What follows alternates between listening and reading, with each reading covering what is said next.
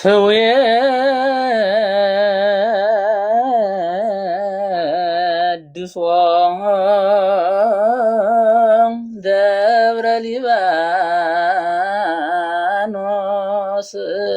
ገዳሙ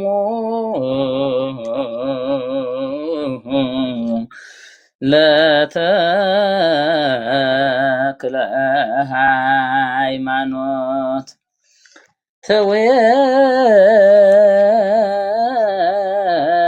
ትዌድሶ ደብረ ሊባኖስ ገዳሙ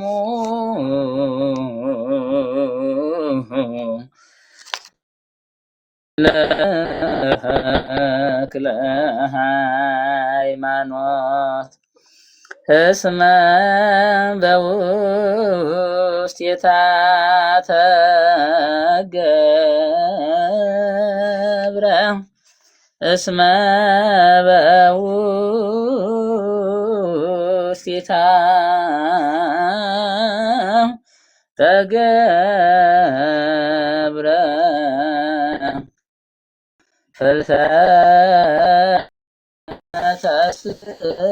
ተስጋሁ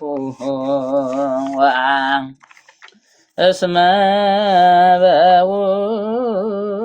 በውስቴታ ተገብረ እስመ በውስቴታ ተገብረ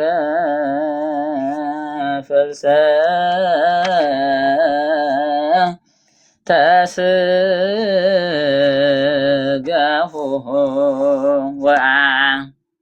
ትዌድሶ ደብረ ሊባኖስ ገዳሙ ለተክለ ሃይማኖት ትዌድሶ ደብረ ሊባኖስ ገዳሙ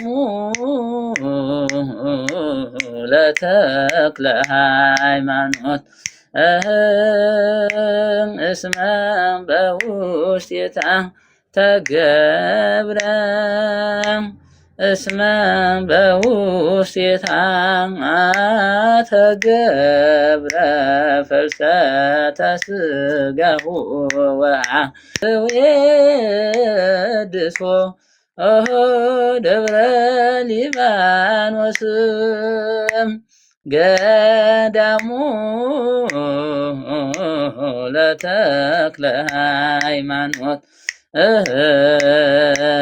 ትዌድሶ ደብረ ሊባኖስ ገዳሙ ለተክለ ሃይማኖት እስመ በውስቴታ ተገብረ እስመ በውስቴታ ተገብረ ፍልሰተ ስጋሁ እስመ በውስቴታ ተገብረ እስመ በውስቴታ ተገብረ ፍልሰተ ስጋሁ እንግዲህ የክቡር የጻድቁ የአባታችን የአቡነ ተክለ ሃይማኖት የቅዱስ ያሬድ ወረብ ሶስተኛ ወረብ ላይ ሊቃውንቱ በኢትዮጵያ ቤተክርስቲያን በኢትዮጵያ ኦርቶዶክስ ተዋሕዶ ቤተክርስቲያን የሚያቀርቡት ነው ማለት ነው። ይሄ በደማቅ ሁኔታ እንግዲህ ታላቁ በደብረ ሊባኖስ ይሄ በታላቅ ክብር በሊቃውንት ታጅቦ በሽብሻቦ መላእክትን በሚመስሉ ካህናት ሊቃውንት በማስረገጥ በከበሮ በተለያየ በሚያስደንቅ ልብን በሚመስጥ መልኩ ይሄን ያመሰግናሉ ማለት ነው። በዛሬው ዕለት እንግዲህ አባታችን ፍልሰተ አጽሙ የሚከበርበት ዕለት ነው። ማለት ነው። እንግዲህ ለዚህ መነሻ የሚሆነው እንግዲህ አባታችን ቅዱስ ያሬድ ነው ማለት ነው። ቅዱስ ያሬድ እንግዲህ ስናነሳ ኢትዮጵያዊ አክሱማዊ ተወላጅ የሆነ ታላቁ ብፁዕ ወቅዱስ መነኮስ የሆነ ካህን የሆነ ሊቅ የሆነ ታታሪ የሆነ በእውነት ለቅዱስ ያሬድ ምንም ያክል እውቅና እንደውም የኢትዮጵያ ሊቃውንት አልሰጡትም። በዚህ ልክ በወቅታዊ ሁኔታም ስናየው ያን ያህል የተጋነነ ለአባታችን ለአቡነ ተክለ ሃይማኖት ለአባታችን ለአቡነ ገብረ መንፈስ ቅዱስ የተሰጣቸውን ክብር ያክል ቅዱስ ያሬድን አልተገነነም። ግን እነሱን በተለያየ ዜማ በዝል በግዕዝ በአራራይ በአብ እዝል በወልድ አራራይ በመንፈስ ቅዱስ እየመሰለ የደረሰውን ደራሲ በእውነት ያን ያክል በሚገባው ልክ አልሰጠነው ማለት ነው። ለዚህም ታላቁ ክቡር ወቅዱስ አባታችን ቅዱስ ያሬድ እንደ ብሉይ ኪዳን ሕግ ለሙሴ እንደተሰጠው 10ቱ ቃላተ ኦሪት ለዜማውም እሱ ላመጣው ዝልግዕዝ አራራይ ዜማው ሕግ አውጥቶላቸው ልክ ለብሉይ ኪዳን 10ቱ ቃላተ ኦሪት በጽላተ ኪዳኑ ላይ እንደተቀመጠው ሁሉ ለዜማዎቹም በዛው ምሳሌ 10ቱን ሕግ 10ቱ የግዕዝ ምስጢር ወይም የዜማ ምልክት ደርሶ በእውነት እንዲሁ ዝም ብሎ አይደለ በሚስጥር የሆነ ያስቀመጠው ክቡር አባታችን አስቀምጦልናል። በዚህ ልክ ግን አልዘመርንለትም። ኢትዮጵያውያን በዚህ ተወቃሽ ልንኮን እንችላለን። በተለይ ሊቃውንቱ ለቅዱስ ያሬድ ምን ትልቅ ቦታ እየሰጠነው አይደለም። መጀመሪያም ድፋት፣ ሂደት፣ ቅናት፣ ይዘት፣ ቁርጥ፣ ጭረት፣ ርክርክ፣ ደረት፣ ድርስ፣ አንበር የሚል የቅዱስ ያሬድ ዋና ስረ እየተባሉ እነኚህ ዜማዎች ልክ እንደ 10ቱ ቃላተ ኦሪት ሕግ ሆነው ለዜማው ዝም ብሎ መናፍቃን እንደሚጨፍሩበት አላውያን ዝም ብለው እንደሚሸልሉበት አይነት ዜማ ሳይሆን ሕግ ያለው ስርዓት ያለው በሰዓታቱ ሰዓታት የሆነ ስርዓቱን የጠበቀ ዜማ መንፈስ ቅዱሳዊ የሆነ ዜማ በሐዲስ ኪዳንም ወይም በብሉይ ኪዳንም የነበሩትን ልክ እንደ ንብ እንደ ማር ከብሉይ ኪዳን ከሐዲስ ኪዳን እያጣመረ የሰራቸው ዜማዎችን በእነዚህ በ10ቱ ቃላተ የዜማ ስሌት ወይም የዜማ ሕግ አስቀምጧቸዋል ማለት ነው። እነዚህም ዜማዎች እዝል፣ ግዕዝ፣ አራራይ ይባላሉ። ግዕዝ በአብ እዝል በወልድ አራራይ በመንፈስ ቅዱስ የሚመሰሉ ናቸው ማለት ነው። እንግዲህ እነዚህም የዜማቸው ሕግ ምን ይባላል? የመጀመሪያው በተራ ቁጥር 1 የምናገኘው ድፋት የሚባል መጀመሪያ አስቀምጧል ማለት ነው። ይሄ ድፋት ምንድን ነው? ምን ማለት ነው? ድፋት ማለት ሲባል እንግዲህ መናፍቃን ወይም አላውያን ግር ሊላቸው ይችላል ማለት ነው። ምክንያቱም ስለማያውቁት ሚስጥሩን ድፋት የሚለው እንግዲህ ቅርጹ በምሳሌ በአምሳል ስናየው ቅርጹ የበን ቅርጽ የመሰለ ቅርጹ ሲታይ መጠኑ ከማነሱ በስተቀር የበን ፊደል የሚመስል የተደፋ ሲኒ ወይም ይመስላል በአማርኛ ቋንቋ ስንተረጎመው። ይህን ቅዱስ ያሬድ የመጀመሪያው ዜማ ያስቀመጠው በግዕዝ በኩል የሚነገር ማለት ነው። የበን ፊደል አይነት የሚመስል ለቀላል አማርኛ የበን ፊደል የምትመስለው ምን ይባላል? ድፋት ይባላል። ይህን ድፋት ያመጣው ከሱራፌል ሰምቶ ወይዜማ ዘሰማይኩ መላእክት ቅዱሳን እንዳለን ቅዱስ ያሬድ ከቅዱሳን መላእክት ነው የሰማሁት ወይዜማ እያለ ተናግሯል። እና ይህ እንግዲህ የዜማ ስልቱ ምሳሌውም አለው ለሊቃውንቱ ቀዳሚሃ ለጽዮን ማለት ድፋት ነው ማለት ነው። ቀዳሚሃ ሀላይ የሚለውን እንግዲህ ምን ማለት ነው? ማነው ድፋት የሚል ምልክት ይገኝበታል። ምን ማለት ነው? ድምጹን ያዝ አድርጎ ልክ ወደ ታች ቀዳሚሃ ሲል ያዝ አድርጎ ወደ ታች የሚዜም ነው ማለት ነው። እንግዲህ ድፋት ማለት በሌላኛው ትርጉም ርደት ማለት ነው። ከሰማይ ሰማያት ወርዶ ከድንግል ማርያም መወለዱን ያመለክታል ማለት ነው። እንግዲህ ዛሬ እንደምናየው መናፍቃን ጸናጽሉ ከነመቋሚያው የያሬድ ነው የምንለውን ልክ ምን ብለው እኛ እንደ ሰተተኛ አድርገው ቆጠሩ ማለት ነው። መናፍቃን ጸናጽሉ ከነመቋሚያው የኢየሱስ ነው የሚል ነገር አይነት ዝም ብሎ ቀድሞ ማያውቁትም ነበር። ቅዱስ ያሬድ ሲዘምር ይሄን ዜማ ሲያወጣው ከሱራፌል እንደሰማው ሁሉ ይሄንን ዜማ ሲጀመር የሰጠውም ለኢየሱስ ነበር። ቀድሞ ማያውቁትም ነበር። ከኛ ጋር ከርተው ሲወጡ ነው ኋላ ትዝ ያላቸው ለኢየሱስ ነው የሚለው ፕሮፓጋንዳ ይሆናል ማለት ነው። ቀድሞ ማያውቁትም ነበር። ቀርቦም ቅዱስ ያሬድ ለእኔ ነው አላለም፣ ለኢየሱስ ክርስቶስ ነበር። ምክንያቱም ምን ብለናል? ርደት ማለት ነው ካለም በኋላ ድፋት። የድፋት ምልክቱ ምን ማለት ነው? ትርጉሙ ከሰማይ ሰማያት ወርዶ ከድንግል ማርያም ተወልዶ እንግዲህ እና ዓለም ዞሮ ማስተማሩን ያመለክታል። ይሄን ያደረገው ኢየሱስ ክርስቶስ ነው። ቀድሞም ለኢየሱስ ክርስቶስ ነበር። ዛሬ ቢነግሩን እንግዲያ ትምህርት ሊሆን ይችላል እንጂ ምንም ሌላ የሚመጣው ነገር የለም። ሁለተኛ ደረጃ ላይ እንግዲህ የሚገኘው ከድፋት ቀጥሎ ሂደት ይባላል ማለት ነው። ይህ የሂደት ምልክት እንግዲህ ምን ማለት ነው? ምልክቱ ሀሌታውን ሀ ወይም የመጀመሪያው ሀሌታን አራተኛው ላይ ያለው ራብኡን ሃን መስሎ ከስሩ ወደ ቀኝ ቀጥ ብሎ የተሰመረበት መስመር አለው ማለት ነው። ምልክቱ ማለት ነው ሳይዙ ስናየው ማለት ነው። እንግዲህ የዜማ ስልቱ ምሳሌው እዝል በዝል ስናየው በግዕዝም በአራራይም አላቸው ምሳሌ። ለምሳሌ በዝል ስናየው ሐዋርያ ዘኮነ ሐዋርያ ይላል ማለት ነው። ሂደቱ ማለት ነው በዝል በግዕዝም አለው በአራራይም አለው። ቅዱስ ያሬድ ዝም ብሎ ዜማ አላወጣም።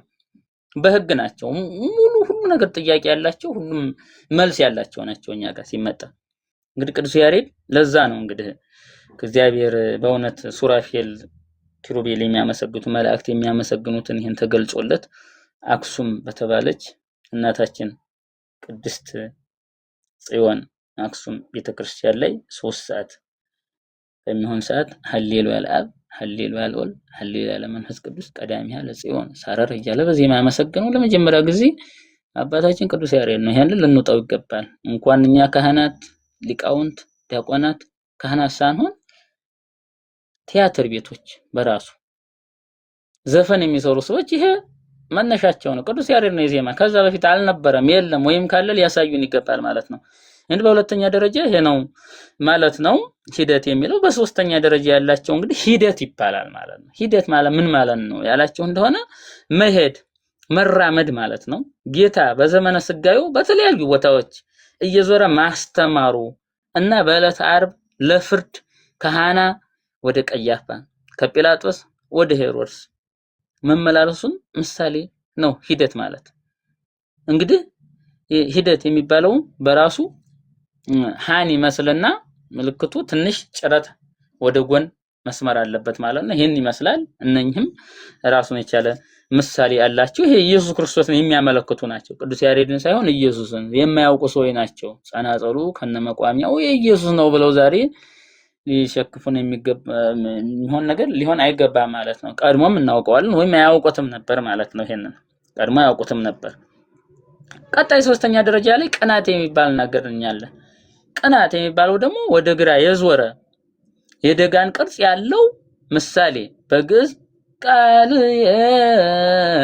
ማለት የምን ይባላል? ቅናት ይባላል። ይሄም ምን ማለት ነው? ጉሮሮዋን ልክ እል ላይ ያዝ አድርጎ አንገትን ወደ ላይ ቀና በማድረግ የሚዜም ነው። ቅናት እንግዲህ በሌላኛው ትርጉም ምን ማለት ነው? የካህናት አለቆች ቀንተውበት ማለት ነው። በክርስቶስ በኢየሱስ ክርስቶስ ቀንተው እንግዲህ አሳልፈው ለሞት እንደሰጡ። ምክንያቱም በርባንን ፍታለን ኢየሱስን ግን ስቀልልን እያሉ ውስጥ ለውስጥ የካህናት አለቆች ልክ ዛሬ ካህናት እንዳሉት ሁሉ በቤተክርስቲያናችን ውስጡን ነገር በንስሐ ልጆቻቸው የሚሰሩት ነገር አለ። ይሄ በውስጥ የምናውቀው ነገር ልክ ይሄ እንዴት ነው እውነቱን የመደበቅ ሐሰትን የመሸፈን ነገር ልክ በርባንን ልፈታው ተሻላችሁ ብሎ ሲጠይቃቸው ጲላጦስ የለም እያሉ ያሉት የካህናት አለቆች ነበሩ። ካህናት ማለት ነው ንስሐ ልጆቻቸው ውስጥ ለውስጥ እየሄዱ እንደሚያሳድሙት ሁሉ ቅናት ይዟቸው በኢየሱስ ክርስቶስ በተአምር እኔ እግዚአብሔር ነኝ ብሏልና እግዚአብሔር ነኝ ስላለ ደግሞ ይሄን ነገር ልፈረደው ይገባል፣ ሊሰቀል ይገባል። በእውነት እግዚአብሔር ነኝ እንዴት ሊል ቻለ በሚል በቅናት ነው። እንግዲህ የቅናት ዝም ቢሉ ይችሉ ነበርና ይሄ ቅናት ነውና ልክ ቅዱስ ያሬድ ይሄን ዜማ አምጥቶ ምን አደረገው? ቅናት አድርጎ ይሄን አስቀመጠው ማለት ነው። ቅናት እንግዲህ ከብዙ በጥቂቱ ይሄን ምሳሌ ወይም የካህናት አለቆች በቅናት ክርስቶስን አሳልፈው እንደሰጡት ቅዱስ ያሬድ ይሄንን በምሳሌ አስቀምጦልናል ማለት ነው። እንግዲህ በአራተኛ ደረጃ ይዘት ይባላል። ይዘት ደግሞ ማለት ነጥብ ማለት ነው። አንድ ነጥብ ማለት ነው። ምሳሌውም ወደ ዜማው ስንመጣ ይክስት ብርሃነ ይላል ማለት ነው። በዜማ ስንት ትንሽ እንግዲህ ይክስት ላይ በትንሹ ነካ ማድረግ ነው ማለት ነው። ይክስት ብርሃነ ይላል ዝም ብሎ እንዲሁ። ይሄ ምን ማለት ነው? ይዘት ማለት ነው። እንግዲህ ይዘት በመሴት ሐሙስ በአይሁድ ጭፍሮች መያዙን ያመለክታል ማለት ነው። ልክ ስጋዬን የበላ ደሜን የጠጣ የሚለውን ለሐዋርያቱ በሚገልጽ ሰዓት እነኚህ የካህናት የአይሁድ ጭፍሮች ማለት ነው እንግዲህ በይሁዳ አማካኝነት መያዙን ይሄን የሚያመለክት ነው። ቅዱስ ያሬድ ይሄንን ለዛ ነው ምልክት ወይ ምሳሌ የሰጠው እንጂ ለራሴ ይሄ ይሁን ብሎ አልተናገረም። ስለዚህ መናፍቃን እዚህ ላይ ውድቅ ይሆንባቸዋል ማለት ነው። ቁርጥ የሚለው ዜማ ደግሞ በአምስተኛ ደረጃ የግራ ግማዱ የተቆረጠ መስቀል ይመስላል ምልክቱ ማለት ነው። ወደ ቋሚ ሆኖ ተጎን ዝም ብሎ እንደው ምልክት አለው። መስቀሉን ሳይሞላ ታንድ በኩል ብቻ የሆነ እንትን ነገር አላት ማለት ያ ምን ይባላል? ቁርጥ ይባላል ማለት ነው። በዜማ ምሳሌ ለዜማ አዋቂዎች ሲነገር አምላከ አዳም ወይም በሰዓታቱ ምን ይባላል? አትገጽየ እያለ ይሄ ምን ማለት ነው? ቁርጥ ይባላል ማለት ነው። ወይም በዝል ስናየው ዝንቱ ሰብእሲ እያለ ይቀጥላል ማለት ነው። እንግዲህ በግዕዙም አለ ማለት ነው። ከዚህ እንግዲህ ያዝ ማድረግ እንግዲህ ሁለት ጊዜ አቀን የማዜም እና እንቅ ማድረግ ወይም ግዕዙን እዝሉን ወደፊት ገፋ ማድረግ ማለት ነው። እንግዲህ ቁርጥ ማለት እንግዲህ በሌላኛው ራሱን በተወደደ መስዋዕት አድርጎ አዳምን ከነልጆቹ ለማዳን ቁርጥ ውሳኔ ማድረጉን ምሳሌ ማለት ነው ኢየሱስ ክርስቶስ። ስለዚህ ቅዱስ ያሬድ እዚህ ላይ ያጠፋው ነገር የለም። ቁርጥ ሲባል እንግዲህ አዳም ለሰራው ኃጢአት ቁርጥ ውሳኔ መወሰኑ ከሰማየ ሰማያት ተወልዶ ከድንግል ማርያም ተወልዶ መሰቀሉ ይሄን ለመሰቀል ይሄን ሁሉ መከራ ለመቀበል ለመራብ ለመለኮት መራብ በእውነት አይነገርለትም፣ መጠማት አይነገርለትም። ይሄን ሁሉ ግን ገንዘቡ አድርጎ የእመቤታችንን ስጋ ነስቶ ከእመቤታችን ስጋን ተዋህዶ ይሄንን አድርጎ ቁርጥ ውሳኔ መወሰኑን የሚያሳይ ነው ብሎ ቅዱስ ያሬድ ቁርጥ የሚለውን ዜማ ለዛ ምሳሌ ሰጥቶታል። መናፍቃን እዚህ ላይ ውድቅ ይሆንባቸዋል ማለት ነው። መቋሚያው ከነጸናጸሉ የኢየሱስ ነው የሚሉትን ቀደም የማያውቁትም ነበር ማለት ነው። ቅዱስ ያሬድ ለኔ አላለም ማለት ነው። ይሄንን ቢሆን ለእግዚአብሔር እንደሰጠው ይሄ ትልቅ እንትን ምስክር ሊሆን ይገባል ማለት ነው። እንግዲህ ስድስተኛ ደረጃ ላይ ጭረት የሚባል ነው። እንግዲህ ጭረት የሚባለው ደግሞ የቅርጹ ሁኔታ የገና ቅርጽ ወይም ለልደት ለገና አካባቢ ወይም የገና ዕለት ገና የሚባል ጥንግ ወይም በተለምዶ ሩር ተብሎ በአማርኛ ቋንቋ የሚነገር ገና የሚጫወቱበት በትር ወይም ዱላ ተብሎ ወይም የገና መጫወቻ የሚመስል አይነት ቅርጽ ያለው ነው። ትንሽ ጠምዘዝ ያለ እንደ ቡና መቁለያ ሆኖ ጠምዘዝ ያለ ነገር ሆኖ ያን አይነት ቅርጽ ይመስላል ማለት ነው። ማን ጭረት እንግዲህ ይሄን አይነት ምስል አለው ማለት ነው። በምስል ስናየው ዜማው ላይ ማለት ነው። እንግዲህ በመጠኑም ቢሆን ከቅናት ጋር ይቀራረባል ትንሽ ምሳሌ ኩሉ የሚል ምልክት ያሳየናል ማለት ነው።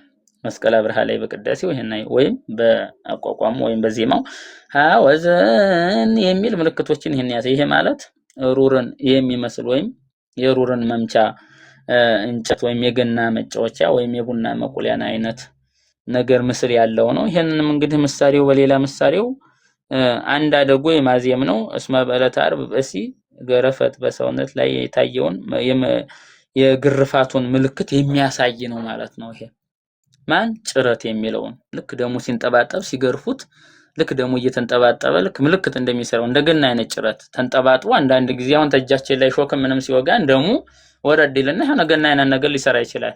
የዛን ምልክት ለኢየሱስ ክርስቶስ ቅዱስ ያሬድ ሰጥቷል ማለት ነው። እንግዲህ ወደ ሰባተኛ ስንገባ እንግዲህ ርክርክ ይባላል ማለት ነው። ርክርክ ማለት ደግሞ ሁለት ነጥብ ነው ማለት ሁለት ነጥብ እንግዲህ በአማርኛም በሳይንሱም ስለምትማሩት ምሳሌው ምን ግን ማለት ነው። ለምሳሌ በግዕዝና በዜማ ለዜማ አዋቂዎች ለደብተራ እግዚኦ እያለ ድምጻችን ይህን አይነት ቃል ይናገራል። ርክርክ ወይም ሁለት ነጥብ የሚለውን ማለት ነው። እንግዲህ ምሳሌው ምን ማለት ነው? ሲገርፉት ሲሰቅሉትና ሲወጉት ከሰውነቱ ላይ የፈሰሰውን የደሙን ነጠብጣብ ያሳያል። ይህም ለቅዱስ ያሬድ ሳይሆን ለእግዚአብሔር ለኢየሱስ ክርስቶስ ነው።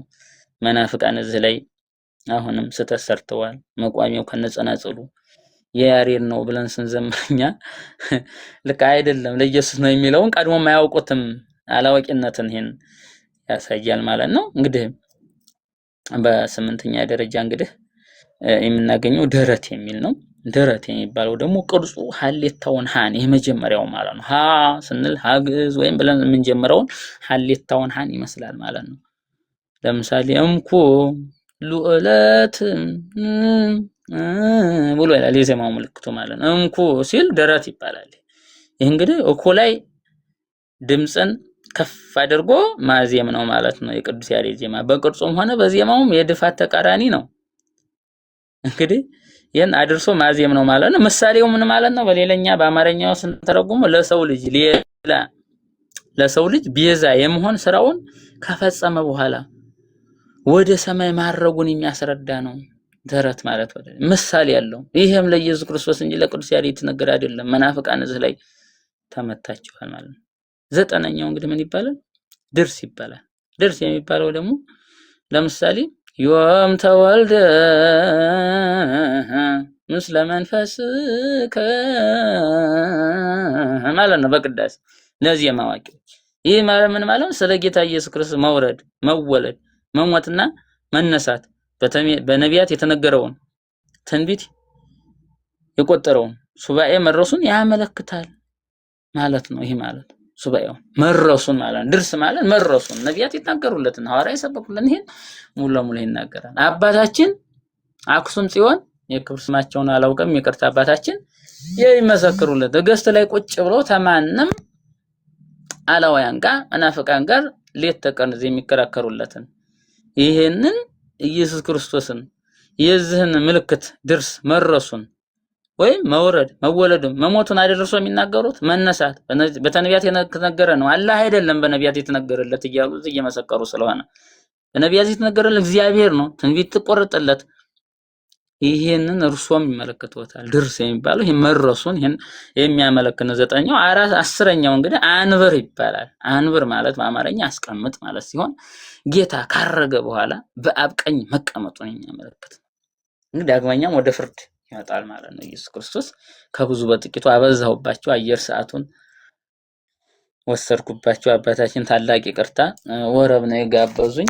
ግን በወረቡ ልክ ወረቡ ምንድነው እንዴት ነው ብለው ስለሚጠይቁ አላውያን መናፍቃን መንገር ስላለብን መቋሚያው ከነጸናጽሉ የኢየሱስ ነው ሲሉን እኛ ዝም ልንል አይገባም። ቀድሞ ስለማን ነበር ታታውቁ ቀርታቸውን ይቀድሙ እኛ ለያሬድ ነው መቻል መቋሚያው ከነጸናጽሉ ያሬድ ነው ስንል ያሬድ ይሄንን አመጣው። ያሬድን ከማን ነው የመሰማው? ከመንፈስ ቅዱስ ነው የሚል ነገር ይሄን ሊያውቁልን ይገባል ማለት ነው አባታችን በዚሁ አጋጣሚ። ስለዚህ በስህተት ነው ለኢየሱስ ነው የሚለውን ቀድሞም ቢሆን የትርጉሙኛ በቤተክርስቲያናችን በሊቃውንቱም ቢሆን ማንኛውም ሊቅ የቤተክርስቲያናችን የኢትዮጵያ ኦርቶዶክስ ተዋሕዶ ቤተክርስቲያን ሊቅ የተባለ ሰው ሁሉ ይሄንን የቅዱስ ያሬድ ነው ሲል ቅዱስ ያሬድን ከኢየሱስ ክርስቶስ ወይም ከአብ ከመንፈስ ቅዱስ በመንፈስ ቅዱስ በርግብ አምሳል የተገለጸለት እዝል ግዕዝ አራራይ ተገልጾለት ይሄንን ከሱራፌል የሰማውን ለኛ ያስረከበን መሆኑን ለዚህ ግልጽ ለማድረግ ስለሆነ አባታችን ይሄን ይመስላል በጥቅሉ።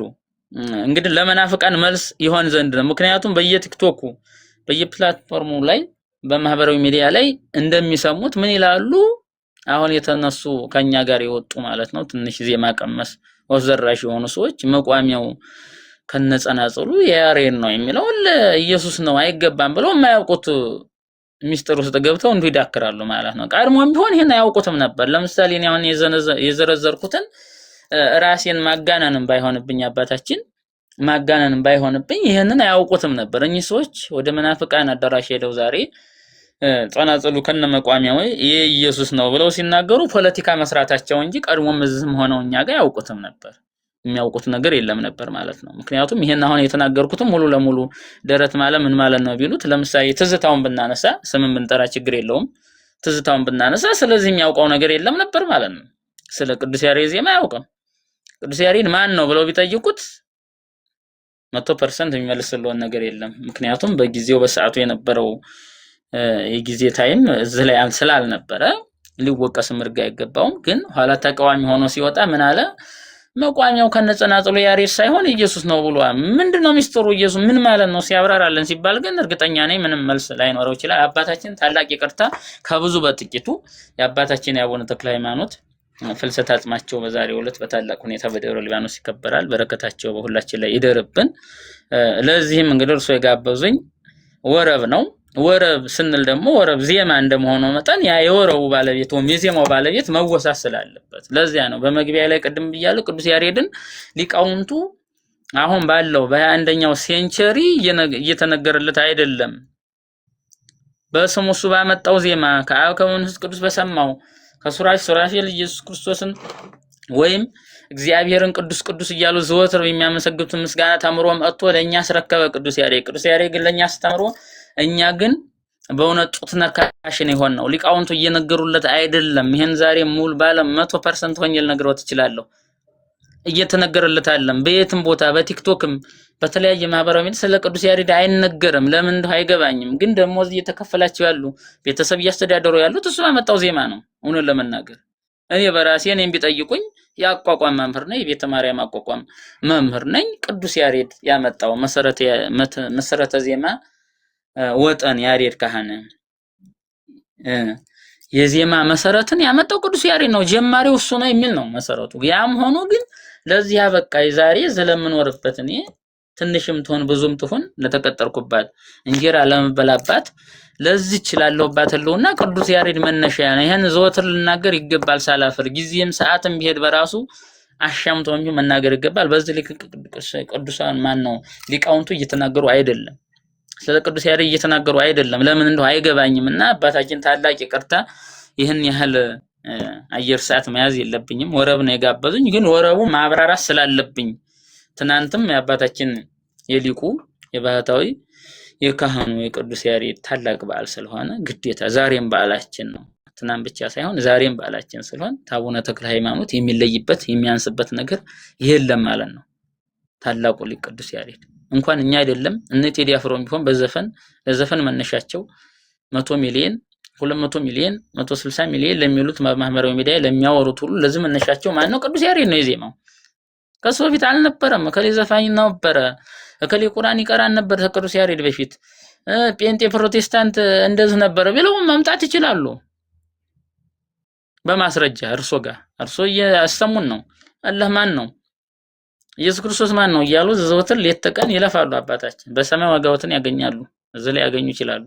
እና በዚህ ልክ ቅዱስ ያሬድን እኛ እየሰበክ ነው አይደለም፣ እርሶ ግን እየታገሉልን ነው። በእውነት እኛም እንግዲህ ልመድብን። በእውነት መነሻችን ቅዱስ ያሬድ ልንረሳው ልንዘናጋው አይገባም። በእውነት ይሄ ሊቃውንቱ ላይ እኔ ሁሌ ቅሬታ አለብኝ። አባታችን ታቦነ ተክለ ሃይማኖት፣ አባታችን ታቦነ ገብረ መንፈስ ቅዱስ፣ ታረጋዊ ወዘተርፈ የሚለው ነገር ሊያንስ አይገባም። ለምሳሌ እኔ በአርባ ምንጭ መድኃኔ ዓለም ቤተክርስቲያን ካቴድራል ያቋቋም መምህር ነኝ።